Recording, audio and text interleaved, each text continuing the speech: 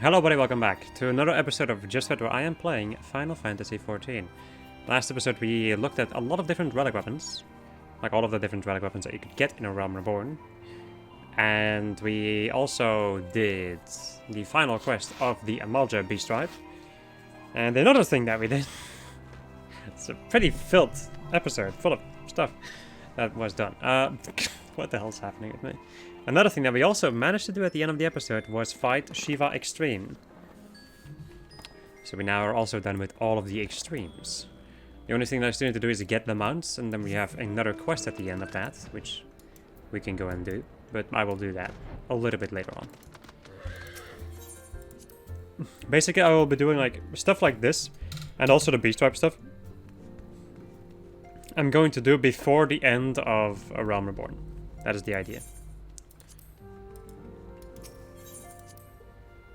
Anyway, for the time being, this episode I'm going to be running around with my summoner. There we go.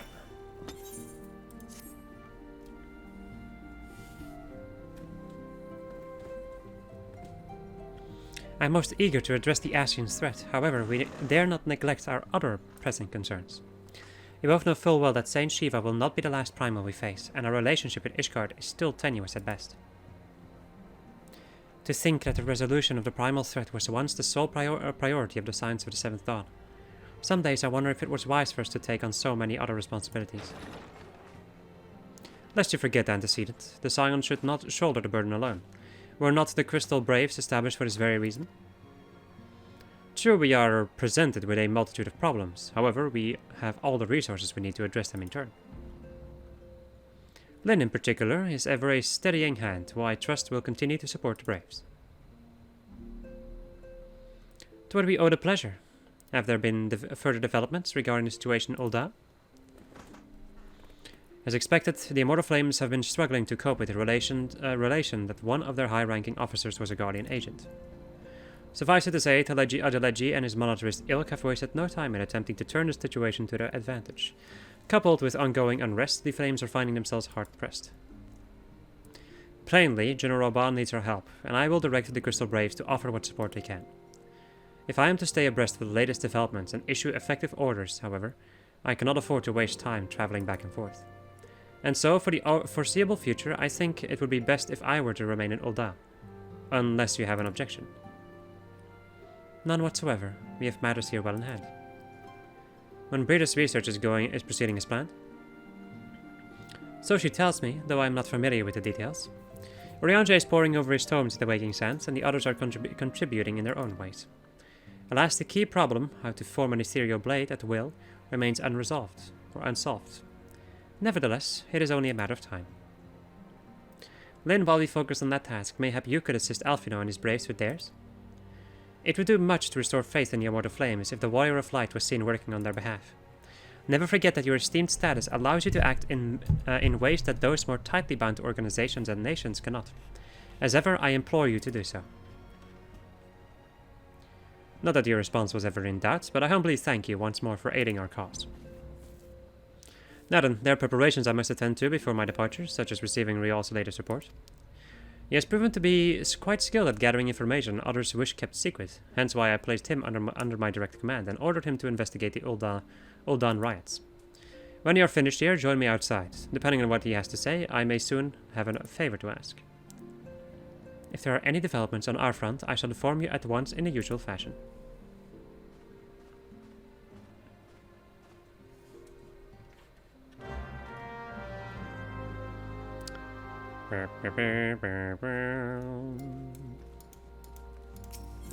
Speak with Riol.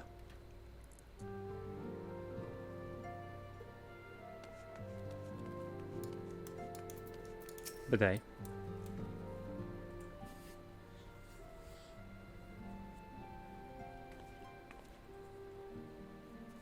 Pleasure as always, Lyn. You'll be escorting the commander to Ul'dah, I take it?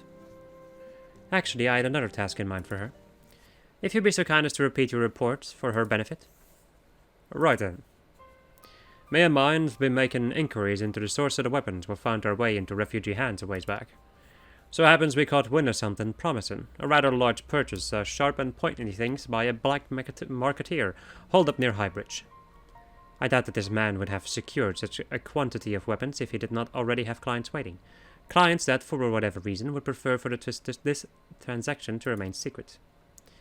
Brings to mind that merchant what caught an arrow while talking to Lynn, don't it? Generous fellow he was, doling out swords and spears to the downtrodden and disgruntled. Which isn't to say that these clients have the same mischief in mind, but if you want to be sure, might be prudent to interfere before they collect their goods, savvy?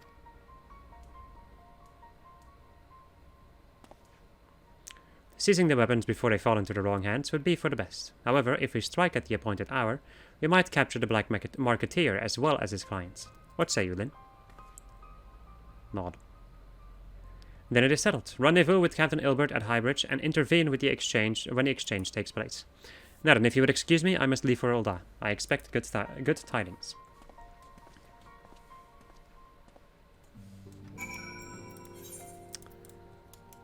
Gotta get to a high bridge. That's a high bridge. That's a huge bridge. Also, mount guide. I even have the cavalry, the cavalry Drake, the SS Drake. Good old Pikmin 3. Ilbert, as ill as always. Ah, Lynn, my scouts have been keeping a close eye on the Black Marketeer, and it would seem that his guests have arrived. It would also seem that he has hired more than a few men to stand guard. Common thugs of no consequence, but they nevertheless pose a threat. Even so, I feel compelled to apologize. This is far beneath a woman of your standing, and Commander Levier needn't have dispatched you hither. But powerful men ever have need of loyal, able-bodied friends. Having found one in you, it is only natural that he would come to rely upon you without hesitation. Now then, we should make for the burning ball without delay and secure those weapons. The first unit will ensure that the clients do not escape. With me, then. No. Salute and run. To the burning ball. This place of big misfortune with a big bagoli theory. What's theory? Yeah. It's fucking fate. I'm so happy that I'm done with the Zodiac weapons. Oh. So happy. I spied the one man, but there are sure to be others. I have a plan. While you approach the sentry and create a distraction, my men and I slip past and catch the Black Marketeer unawares. Once you've disposed of the thugs, wait for us outside the tunnel entrance. Any questions? Let us be off. Good luck, my friend.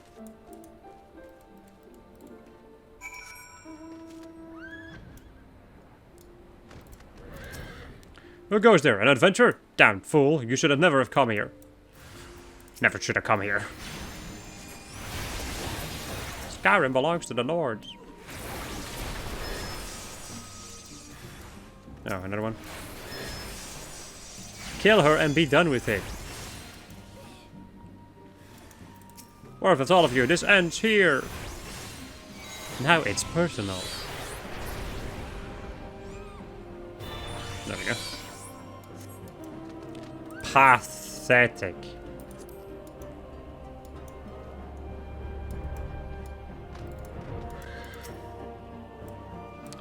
Waiting and waiting and waiting and waiting. The usual.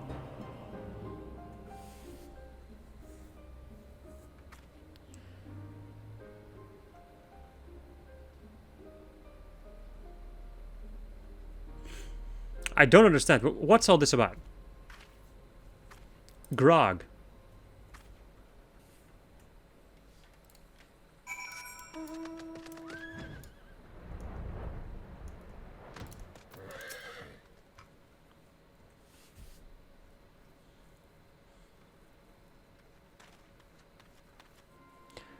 As you can see, this is a fine mess.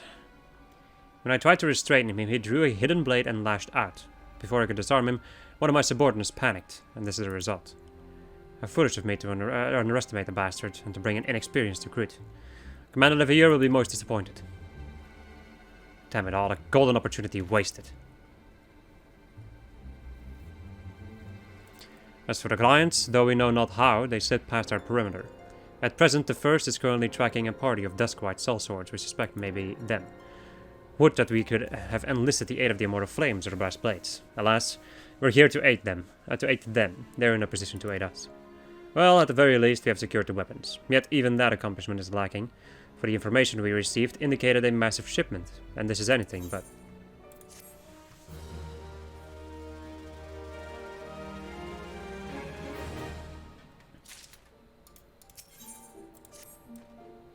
I will join the first in their hunt for the Duskwhite sellswords. If the gods are good, we will catch them before they escape into the Black Shroud.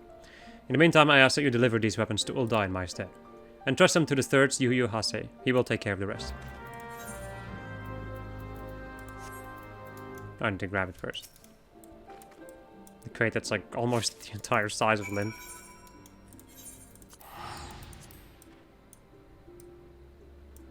Oh well, she's strong.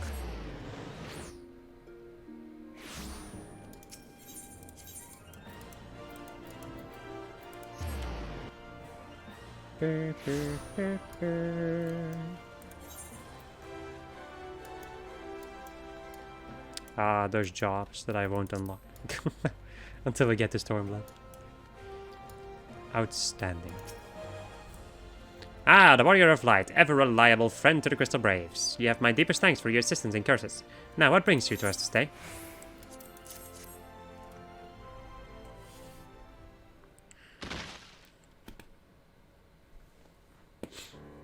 A gift of weapons from a certain black marketeer, courtesy of Captain Ilbert, you say? Understood. Once we've catalogued the contents, I'll have them delivered to the Hall of Flames. This cannot be everything, can it? We all started with confidence, stated with confidence that there would be a far greater quantity of weapons. A blatant falsehood. Clearly Riol is unfamiliar with the ways of Ul'dah merchants, who ever strive to present themselves as greater as they are. We should be thankful that his information was not completely erroneous, and we managed to achieve anything of worth at all. It's still something worth celebrating, isn't it, Lieutenant? Besides, we've got more important things to worry about, like fighting those Guardians up north. There will be no fighting if I have anything to say about it. Our orders are to stand watch, not to seek glory in battle. If you have no further need of us, then I shall take my unit to the cerulean processing plant. Time for the Fourth to earn their keep, eh? Fight well, Alian, for the freedom of all.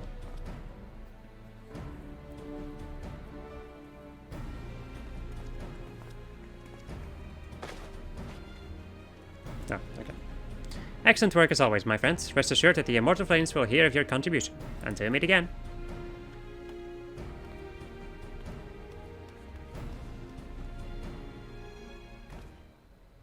Lynn, a word if it please you. Not here. Look for me at the Sapphire Avenue Exchange. No need for wisdom this time, don't you worry.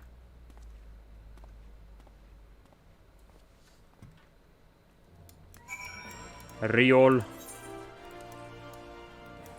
Can I get there from over here? Yes!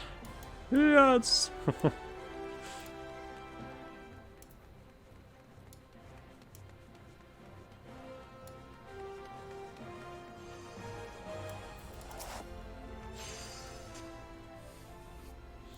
Thanks for indulging my request. Few places better than a market for privacy, I find.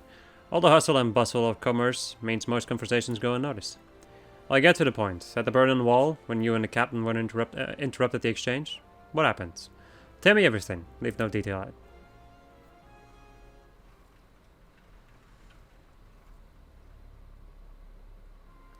That's not quite how the first told it. These Duskwhites they were chasing, latest word is that we lost the trail.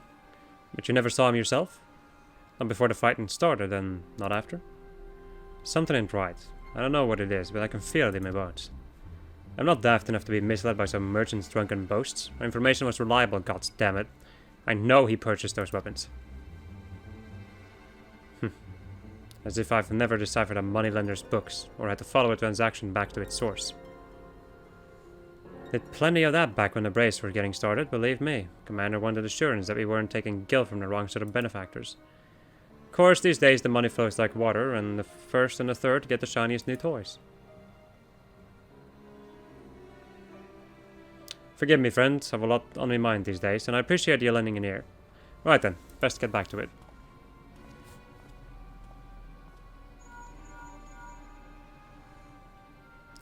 Lynn, can you hear me? This is Tataru. Your presence is urgently requested at Rising Stones. Please come and see me as soon as you are able. Daho. All these people teleporting around and their minions appearing and disappearing, and you can just hear the magic flying around.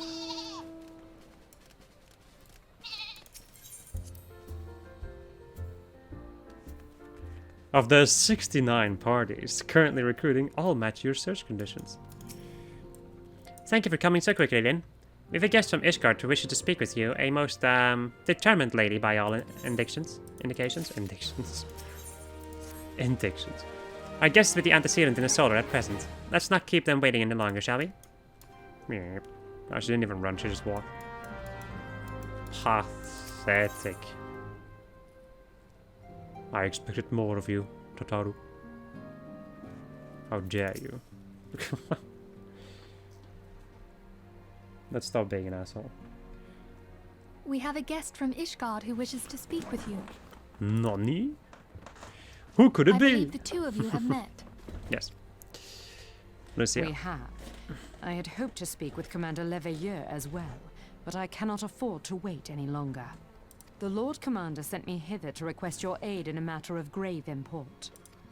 You see now why I had Tataru summon you. Yeah! That was a hiccup of agreement. Now that we're all assembled, perhaps you would be good enough to elaborate on the nature of the matter which brought you to us. The Observatorium's astrologians have sounded the alarm. Last night, the Dragonstar burned with an intensity not seen in 15 summers, not since the Dravanians engaged the Empire in the Battle of Silvertear Skies. The northern sky doth burn full bright upon the Wormlord's call. The red behemoth beckoneth, and flame consumeth all. The old Curthan rhyme, aye. The brightening of the Dragonstar is said to accompany the roar of a great worm. The astrologians believe that it was Midgardsormr himself who cried out on this occasion. After an absence of centuries, the King of Kings did return to lead his kind against the might of Garlemald, only to fall in his duel with the Agrius, proud flagship of the Garlean fleet. Devoid of life, his corpse remaineth entwined about the Magitech monstrosity even unto this day. Ariange has the right of it. Whatever this alteration in the Dragonstar portends, the Great Worm has shown no sign of life. Tataru, have the Domans reported aught out of the ordinary?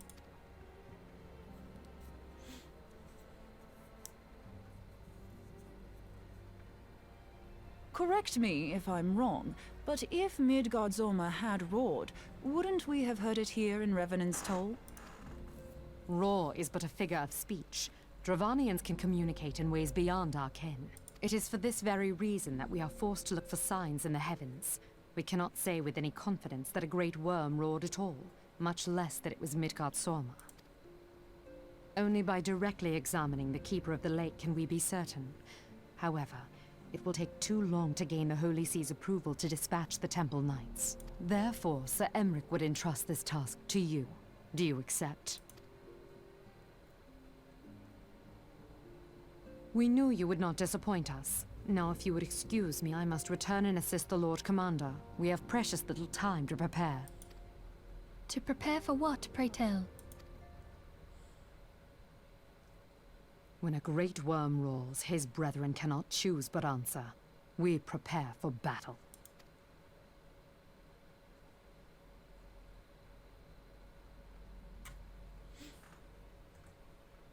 Oh, I forgot to... I don't know... Anyway, I either forgot the chat block or I put it... Not, whatever, anyway. Forgive me if I state aught you already know, but I would ensure that you understand the nature of your destination.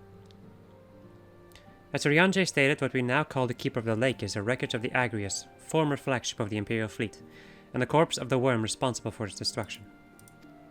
15 years ago, as the next step in his campaign to subjugate Eorzea, Gaius van Baelsar attempted to seize control of Mordona. So massive was his force that all thought his victory a foregone conclusion.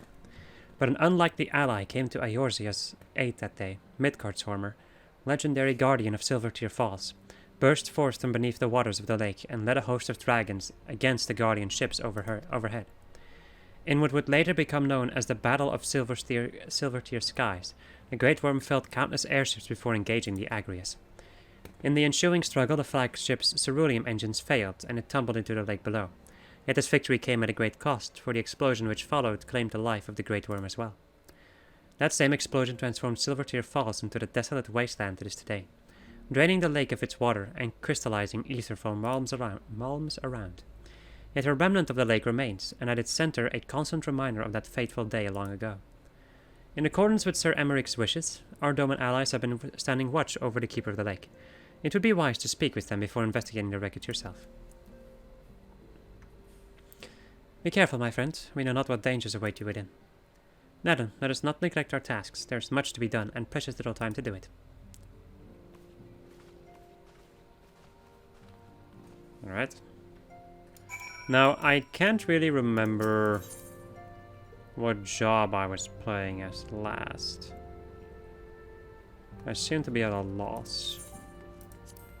I think it was Dragoon, because I don't remember playing Ninja against Shiva. Yeah, I used Monk in... yeah, this makes sense. Okay, so I would have to go as Ninja, which is quite funny, because, you know...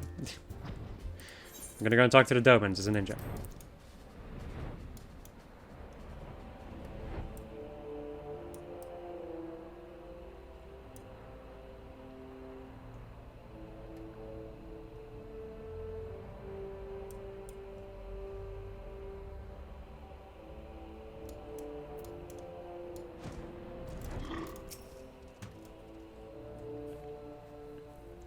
You're in luck, miss. I was about to send word to Revenant Stall about the Guardians.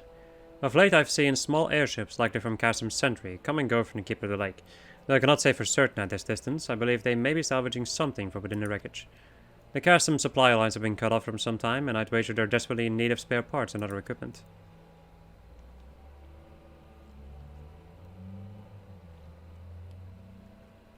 So it's true then. These Guardians honestly fear that the worm might rise again.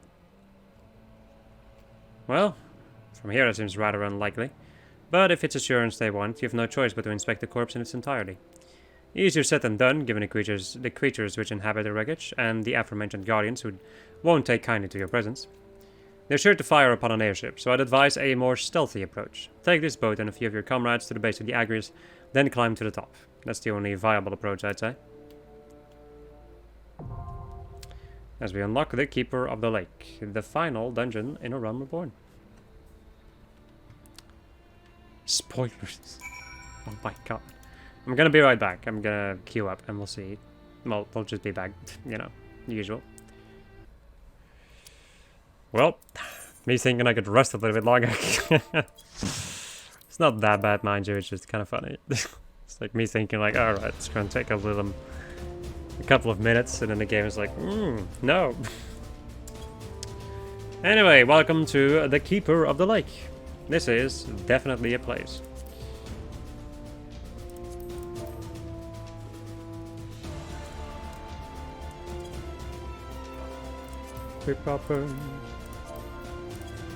Alright.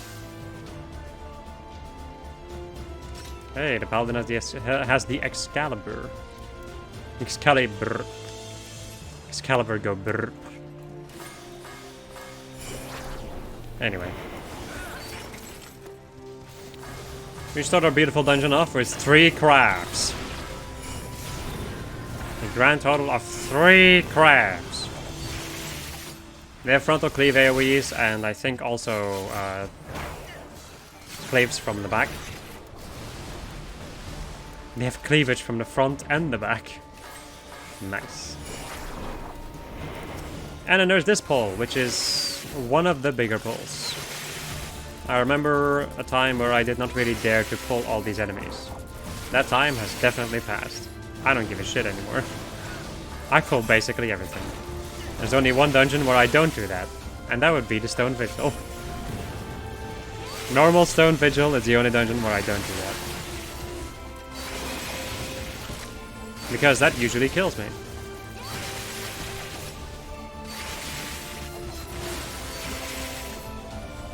Not like it's impossible to pull everything and just survive, but you have so little skills to the point that it becomes kind of difficult. There we go. Also, she just has like the full freaking Excalibur, which is pretty cool. NGL. I respect that. I respect people who have Zodiac weapons.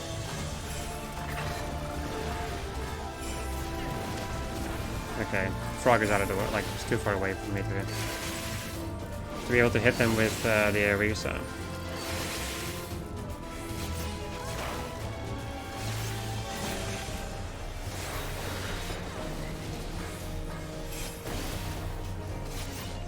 There we go. Now this dungeon has also, not too long ago, received a revamp. Well, not particularly the dungeon itself, more like the bosses. The dungeon stays, I think, for the most part the same, but all of the bosses have been changed. Speaking of which, there's gonna be even more freaking bosses that are gonna have changed in the expansion too, I think. If I recall correctly. Anyway, he's gonna drop bombs, and whichever one he shoots are gonna ignite. And they're also going to blow up. That's a huge AoE. I've not done this place that much since they implemented the new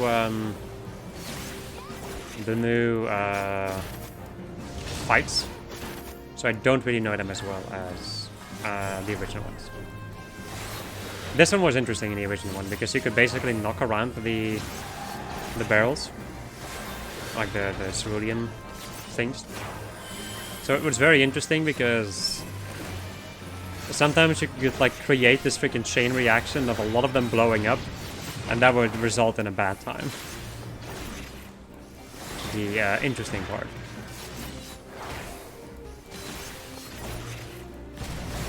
Let me see though, because yeah, there's one safe spot over here. Yeah. Yeah! Yikes.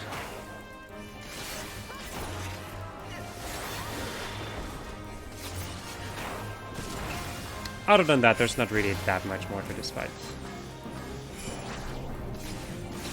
However, the tank is most likely, well, I wouldn't say most likely, but the chances of the tank dying are quite high.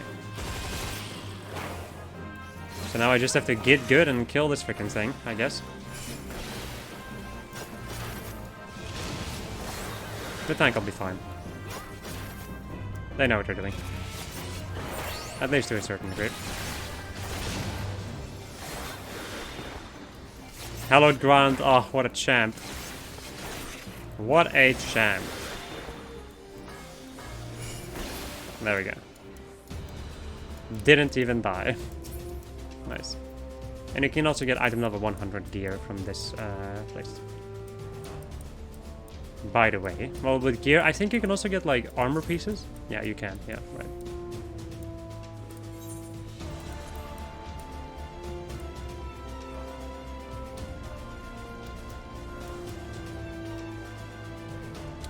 Let us pray continue.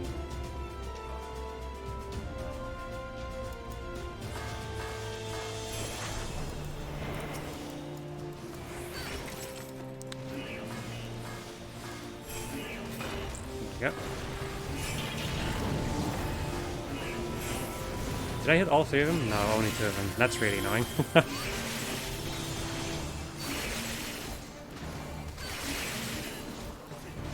Did I just miss my Death's Blossom? That's interesting.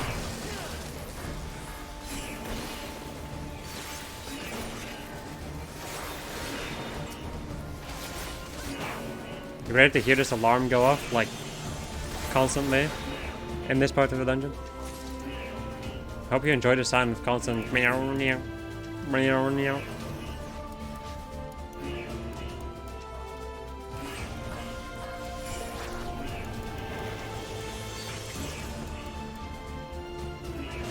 For people who haven't noticed it yet, this is the Guardian part.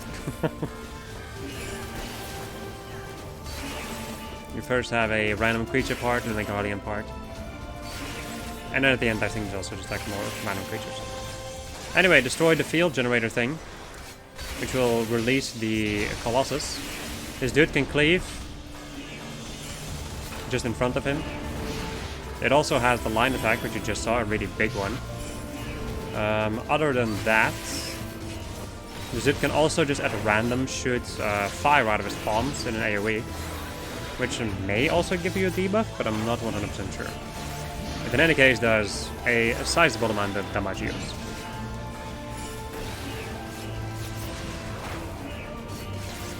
If you do not free this Colossus from his prison, I guess, then he is going to just constantly use AoEs on you. He's constantly going to do this line attack on you. And I think you also need to kill them to even move on, so... Dang it. I somehow got aggro, so can't use hide anymore. Sad. Guess I'll just be spamming this then. Also, let me go and kill this dude. This dude does not really like joining the rest of the guys, so I'm just gonna kill him. Because I don't like him. Most infuriating thing is a tank. Ranged enemies. There we go, get out of here. Nice, quick cleave. Exhausting indeed. I'm gonna hold on to my, like, damage increasing buffs. Okay, so this does not give you a deal, it just does AoE damage at random. You don't even get a chance to avoid it, you're just gonna get hit. My favorite types of attacks. Also, the dude's gonna drop a key, so... Don't forget to pick up the keys, otherwise you will have a not so amazing time. Let's see. Nah, I'll get him anyway.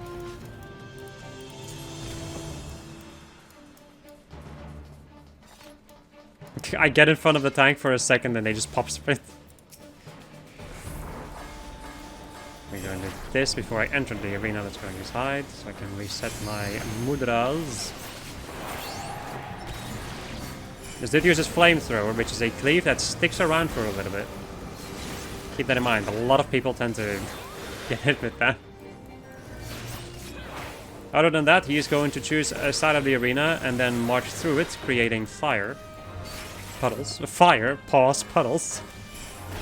They will disappear after a while, so... like after a little bit. This fight used to be ridiculously annoying. The way that this fight worked before was that he was going to target somebody, and he was going to create these fire lines, and they would stick around for a while. Which would result in a lot of frustration for a lot of people, because if you did not do it correctly, you could have had the entire arena covered in fire. And then there's also the occasional ads spawning in this fight. The Guardians from before, and I think at some point also a mech. Yeah, one of the vanguards.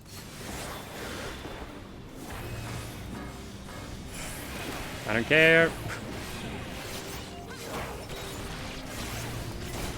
Okay, I should care, I should care, I should care. That does more damage than I expected.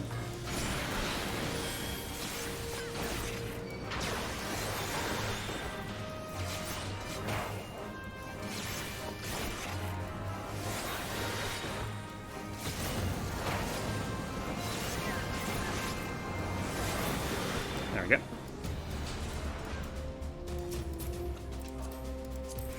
More gear.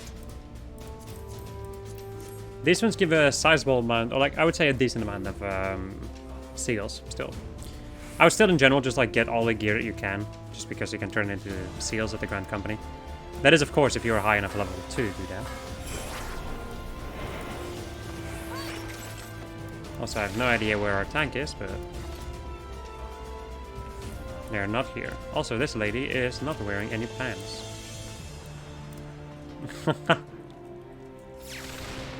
Somehow I feel like these two people are together.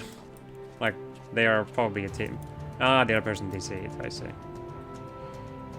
For this part of the dungeon, I guess, you're gonna have just random ads, and then also this dude always hitting you with carpet bomb.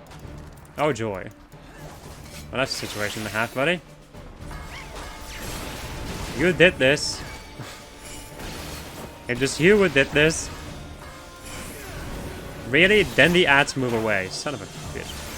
Another interesting little fact is that the bombs that the enemy fires also damage the other enemies. So you can also use those to kill enemies. It's similar to like I think the bombardments in Castrum, like in the Praetorium.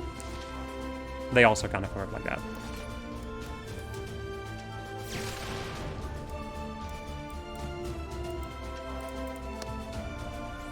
Oh, people DCing.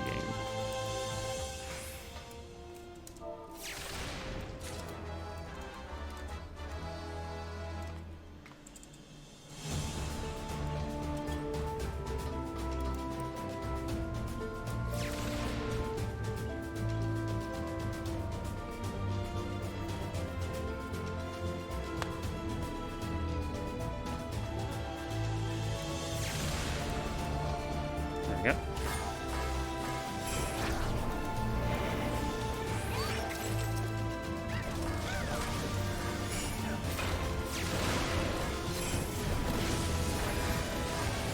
I thought for a second that I fucked up the combo.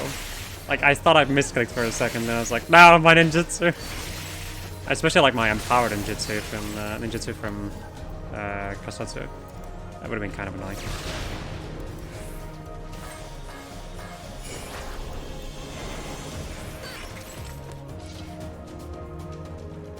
I find it so interesting, honestly.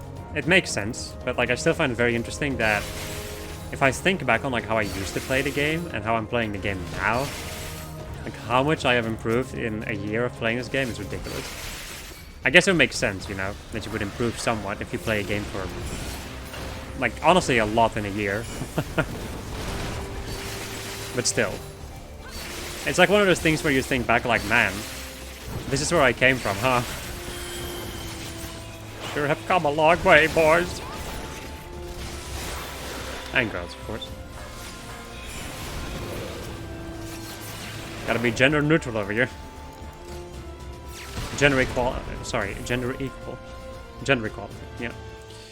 Anyway.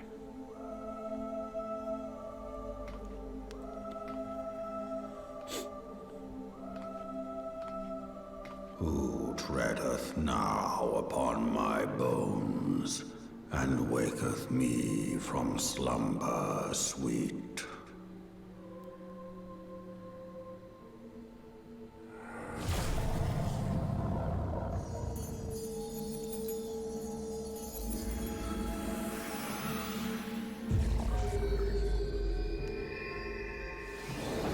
Thou hast forgotten the face of thy Lord.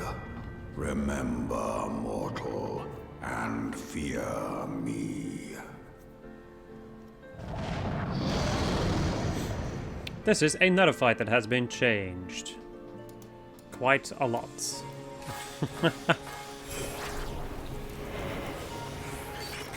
Cheering me on. That's nice.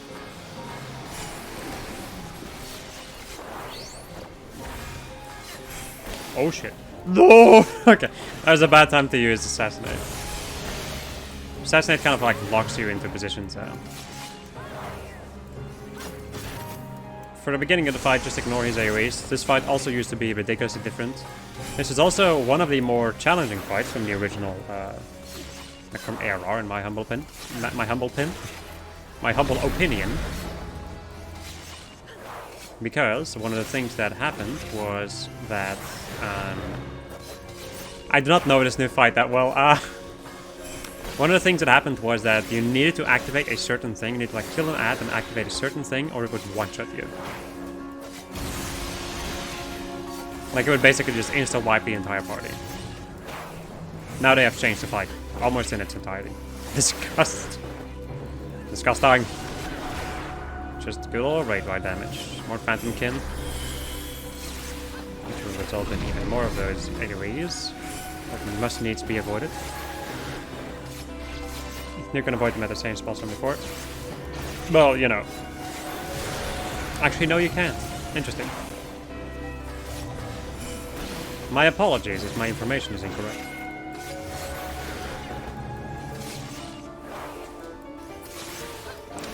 Alright, it's time for some Mirage Dragons.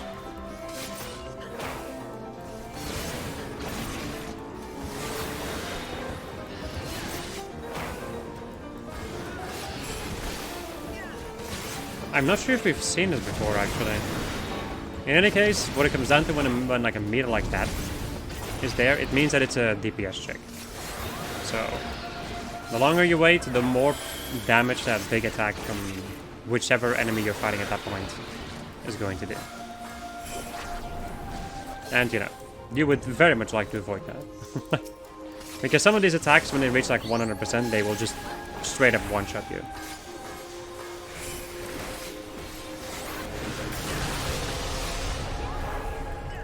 This one not so much.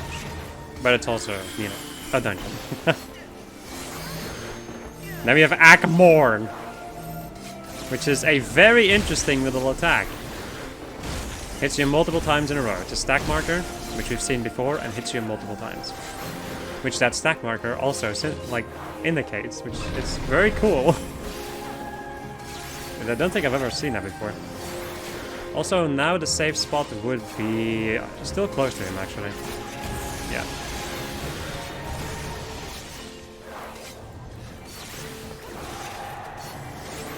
More of this stuff.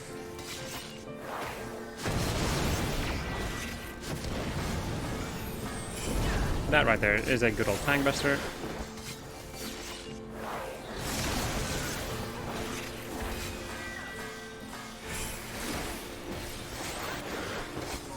More Disgust.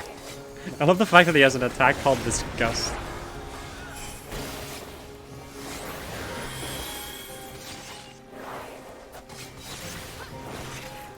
And I think at this point the fight just really kind of repeats itself. For the most part. Nothing too crazy anymore.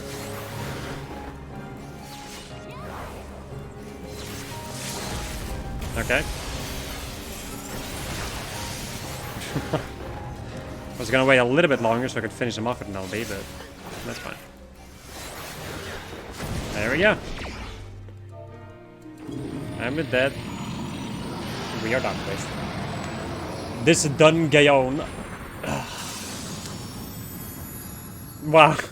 Somebody in chat. It was an honor to play with you.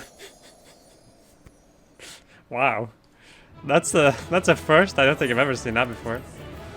I do really like this tank. I guess I can roll for it. Nice. Right. And then we get more cutscenes.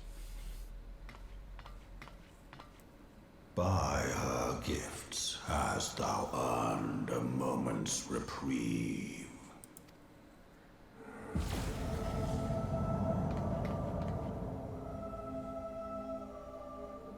Speak, mortal, and I shall listen. Guided by a star. My people have heard the song. Ishgard shall burn.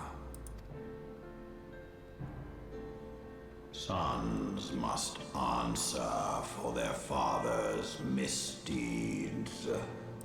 We do not forget. We do not forgive.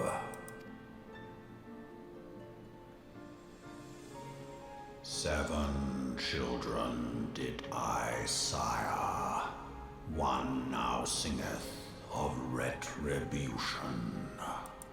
I rise to join in the chorus. Thou art powerless silence us, mortal. Yet thou shalt not live to labor in vain. Thy reprieve is at an end.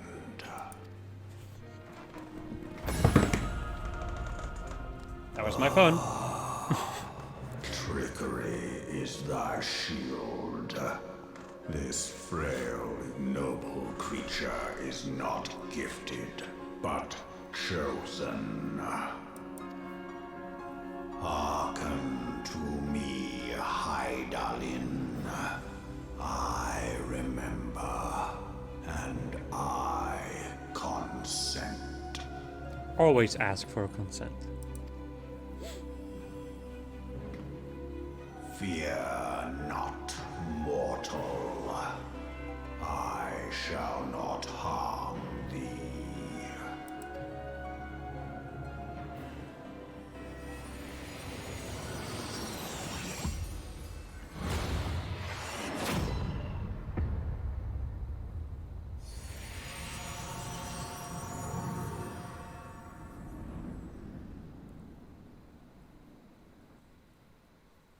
Game over.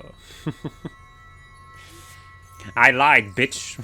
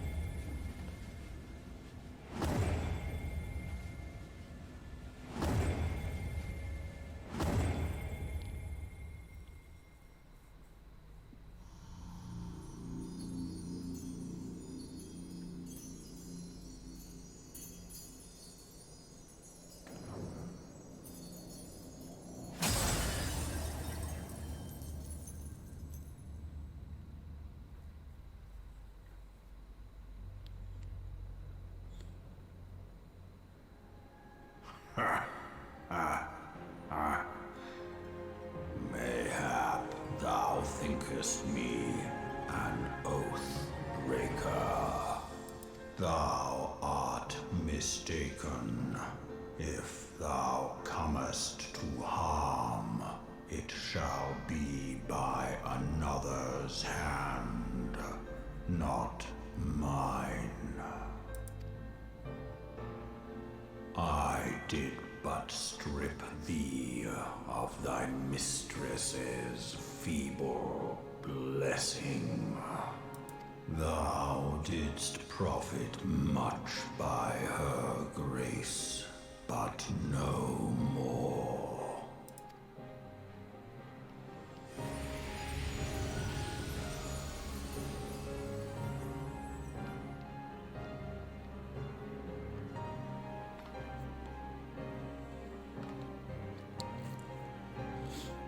The covenant binds me to thee.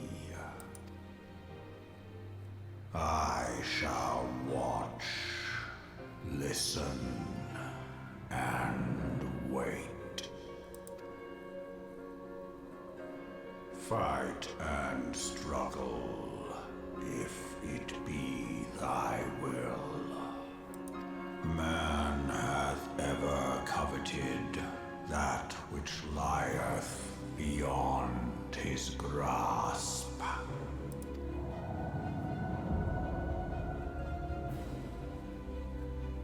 I drink of her body, and thence doth mine own find new life. When it hath grown whole, the loyal and penitent shall rejoice. The dragon song heraldeth our beginning and an end.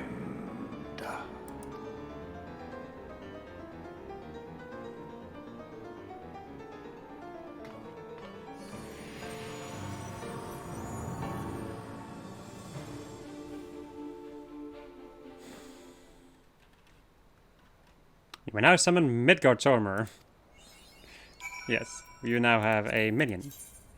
Which means that I have the achievement minion collect. Interesting. It's beginning to feel the worst. Were those explosions I saw? Ah, but you shouldn't waste time talking with me.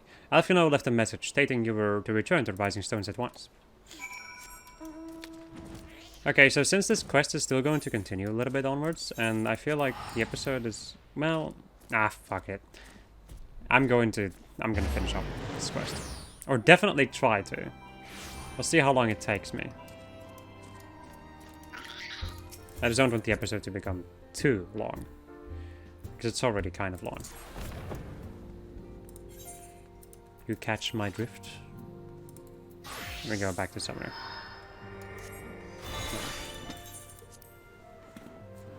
For the story stuffs for this episode, since I, shuffle through my different jobs. Praise at 12 for your hail and haul. I came as soon as Mephilia informed me of Sir Emmerich's request. You have completed your investigation of the Keeper of the Lake, I take it? Then I would hear your report. And you shall. Ha, ha, ha. I love that laugh. You conversed with Midgardsormr. I'd swear, were anyone else to make such a claim, I would regard it with considerable skepticism. Are you to understand that the Worm Lord did not perish and has in sooth lain dormant these past 15 years? Less a resurrection and more a rejuvenation, for he would dwelleth in eternity, years passing as moments. Though his words were ambiguous at times, one statement left little room for interpretation. My people have heard the song, Ishgard shall burn.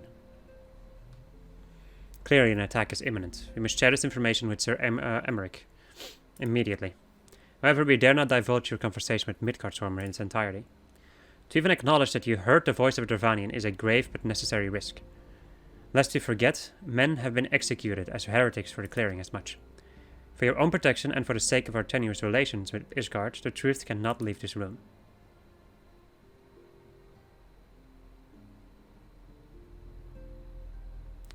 As for how we shall present our revelation to Sir Emmerich's emissary, you may leave that to me. Pray remain here for now.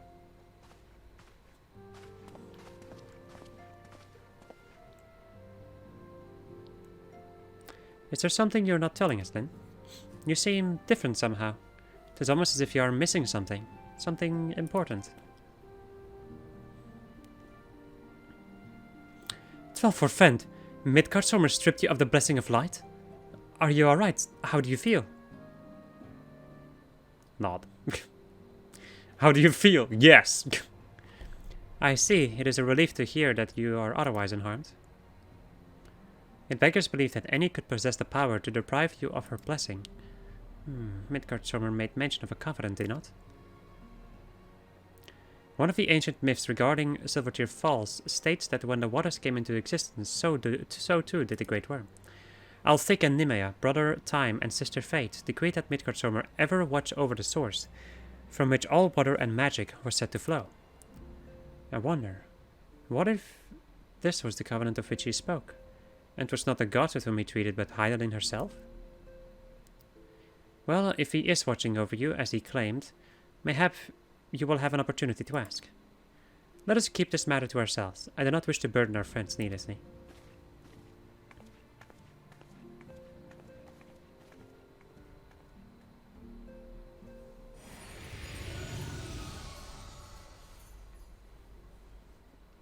Art thou a pawn, O master of thy fate? What hast thou wrought by thine own hands, mortal?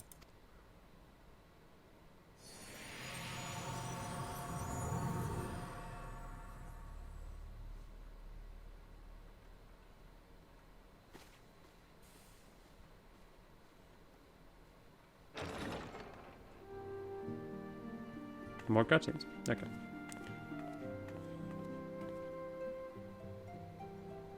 My friend, I can scarce believe it. You confronted the Worm Lord and lived to tell the tale.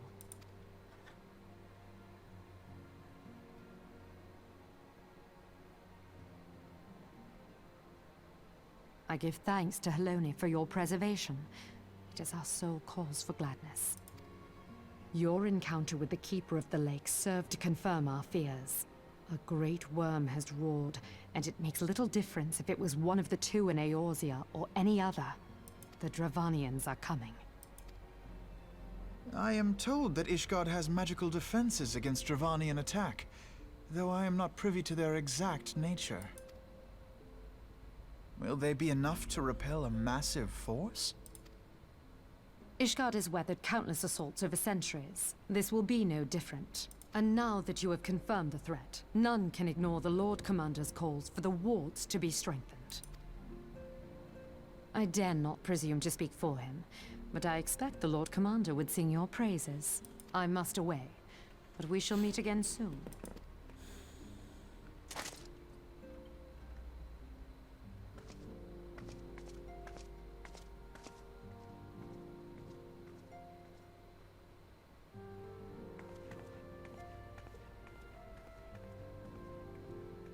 Countless assaults weathered, and this will be no different? Why am I not convinced?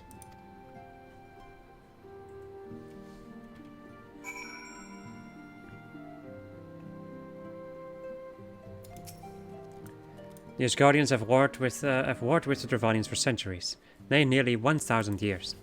In all that time, not once have their enemies breached their defenses and entered the city proper. Yet regardless of how strong these magical wards may be, I nevertheless fear that the Ishgardians are underestimating the gravity of the situation. Though it was not Midgardsormr who roared, a call to arms by one of the first brood cannot be ignored. Until such time as they choose to request our aid, however, we can do not but observe the situation at a distance, and pray that our fears are unfounded. Alright, my friends, and with that, we're gonna end it off. I hope you enjoyed this episode of Just That. I was playing Final Fantasy XIV, and next episode we're gonna go and deal with... more MSQ! Oh, goodbye.